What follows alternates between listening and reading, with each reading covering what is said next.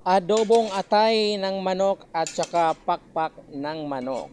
So hi guys, welcome to my vlog. This is Idol Jonski and of course my YouTube channel is Bisayan Dax TV. Ayan, kaya kung bago ka pa lang sa aking channel ay huwag mong kalimutan mag-like, follow and share at siyempre mag-subscribe.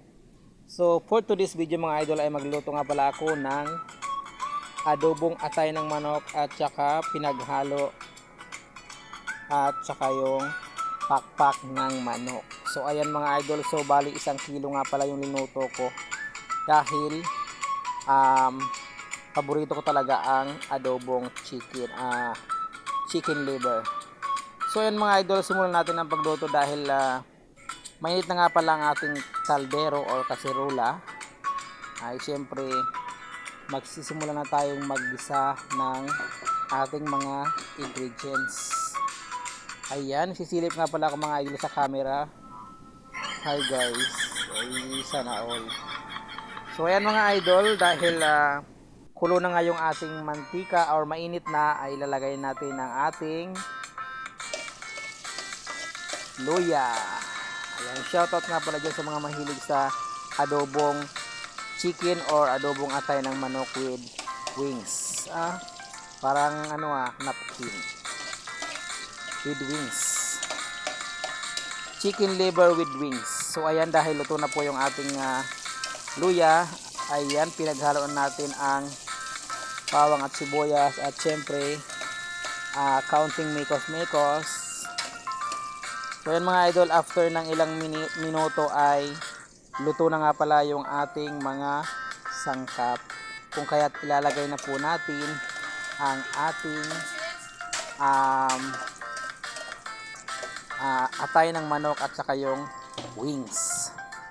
So ayan mga idol, thank you for watching. So lalagay na po natin.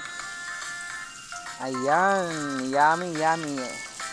Ayan, sigurado ako natatakam ka mga idol kung mahilig ka sa adobong chicken liver with wings. So ayan, mekos. So ayan mga idol, kaya ko nga pala pinatulo dun sa kanina, kasi gusto ko ang luto ko ngayon ay patuyo, no? Adobong patuyo. Kaya pinatuluan ko siya ng tubig. Ayan, silip muna ako sa camera kasi syempre para talagang legit na ako yung nagluluto ng recipe na ito. So mga idol, makalipas nga pala ang 15 minutes ay binalikan ko siya at malapit nang maluto. Ayan, panay fast forward lang nga pala yan mga idol, kasi syempre nasa 45 minutes total of pagluto ko niyan, kaya fast forward ko lang para maging 5 minutes ang total niya. So mga idol, ayan, after ng 20 minutes ay binalikan ko ulit at luto na nga pala siya mga idol. Ayan, nakita niyo mga idol, wala na po siya mga dugo kasi nga pinas forward ko talaga yan. O diba, napakasarap. O wala pang tuyo yan pero mukhang masarap na, diba?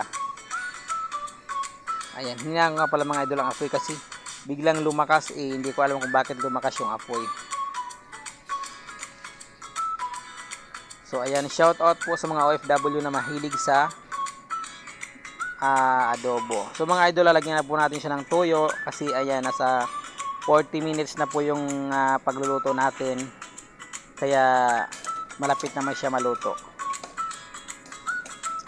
Ayan, so hindi po nakakaalam, 45 minutes nga pala ang pagluto ko ng ulam ko na yan. So depende sa inyo mga idol kung gaano yung kalakas yung apoy nyo, kung di kahoy or di uling or di gasol o kung ano man ang gamit nyo, basta kailangan po lutong-luto yung manok natin. Kailangan walang dugo para hindi po siya nakakatakot kainin or